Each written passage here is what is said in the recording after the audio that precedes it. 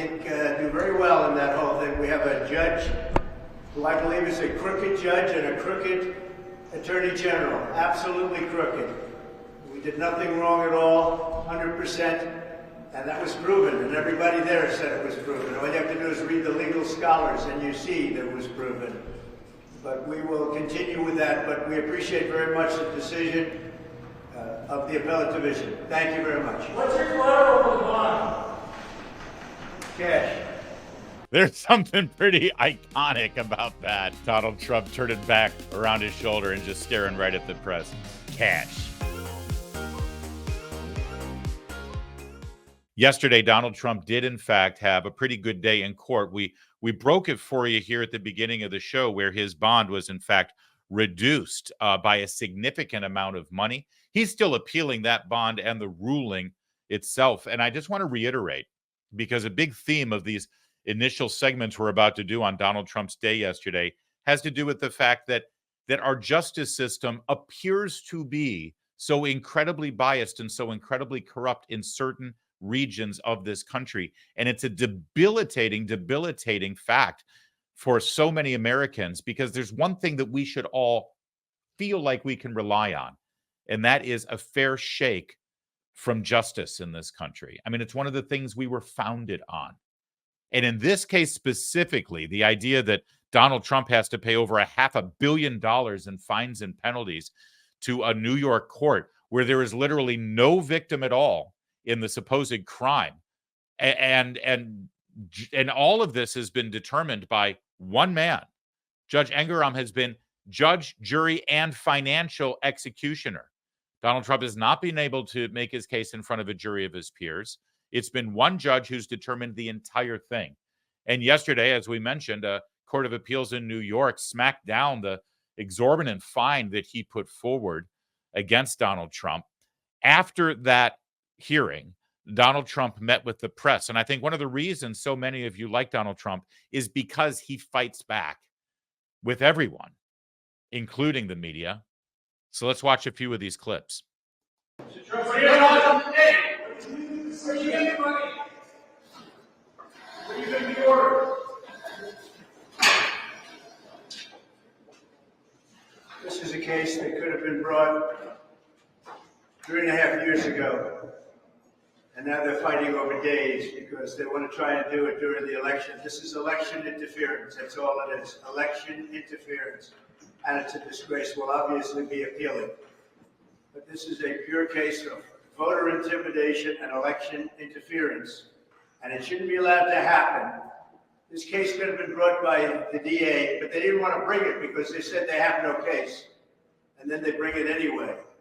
As you know, DA Bragg did not want to bring this case. He was forced into it for outside reasons, and it's a disgrace that it can happen. But this was a case that could have been brought 3.5 years ago, and they decide to wait now, just during the election, so that I won't be able to campaign. We'll be appealing this. On the other decision. All right, so that was, by the way, a commentary on his other day in court in New York, having to do with the fraudulently titled hush money case, which has nothing to do with hush money. We're going to get to that case a little bit later, all right? But put a pin in it, and we'll watch that part of this impromptu news conference again, just so you'll be reminded. But now he turns to the case about the so-called bank fraud. It will be my honor to post, and we'll post whatever is necessary, whether it be cash or security or bonds. There's a decision. We appreciate and respect the appellate division very much. And we will, I think, do very well in that whole thing. We have a judge who I believe is a crooked judge and a crooked attorney general, absolutely crooked. We did nothing wrong at all, 100%. And that was proven, and everybody there said it was proven. All you have to do is read the legal scholars, and you see that it was proven.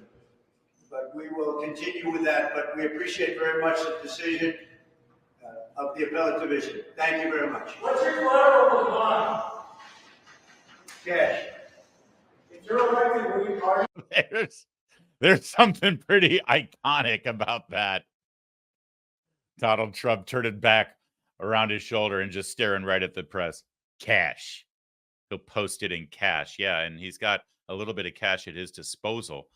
We'll get to that in a moment as well. Later on in the day, though, he had a more formal press conference and took questions from all comers about this decision and about what he plans to do.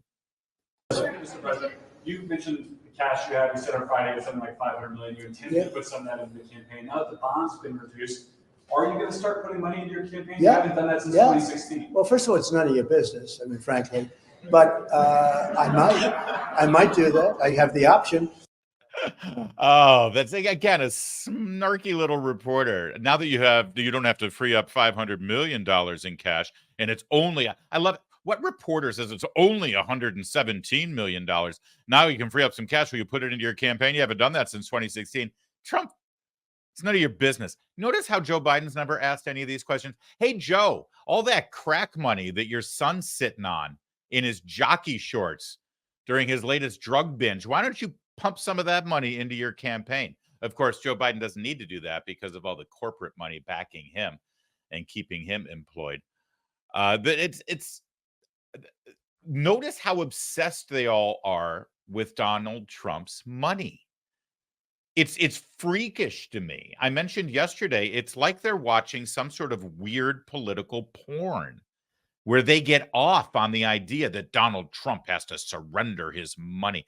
The jealousy, the envy, the insidious and destructive envy that these people feel about Donald Trump, the way they rip him apart and demonize him, really exposes how, frankly, jealous they are. They want to be able to live the life that he lives. They also want to be able to say whatever the hell they want, like he does, and get away with it.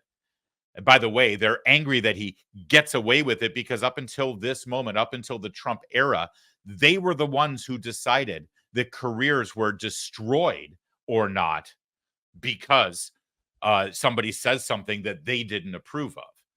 You see, everything about Donald Trump undermines the media and the lefts and academia and pop culture's power in this country because they were the ones who always get to decide who gets away with it or not. And in some cases, who gets to be rich or not. And Donald Trump, through their envy, through their insidious and destructive jealousy, has to be destroyed. That's why they're so obsessed with money and all of the questions about his money. All right, a little bit more. Can you give us a little bit more detail about the timing of when you plan to secure the bond and how exactly you're planning to pay the bond? Well, as I say, I have a lot of cash. You know I do because you looked at my statements. I mean, you've been examining my statements for a long time, and I have much more than that in cash. But I would also like to be able to use some of my cash to get elected. They don't want me to use my cash to get elected. They don't want that. They don't want me taking cash out to use it for the campaign. And they looked at it, and this judge looked at it, and he's part of the whole deal. And well, he's such a disgrace for this city. Again, the most overturned judge. There's never been that we can find a case where a judge has been overturned now 5 times. It was 4 times, now it's 5 times. That's right. And by the way, and to that question, can you give us a little bit more detail on the timeline of when you're going to secure the bond and free up the cash for it? And the only appropriate response to that is, who the F cares? Why are you so interested in this? Here's what's going to happen. I have to post a bond. I have a deadline to post the bond. I'll post the bond by the deadline. And if I don't, I'm pretty sure everyone will know about it. Oh, tell us about the timeline on this. As Andrew Breitbart used to say about the media, hey, mainstream media, the American people don't hate you because you're liberal. They hate you because you suck.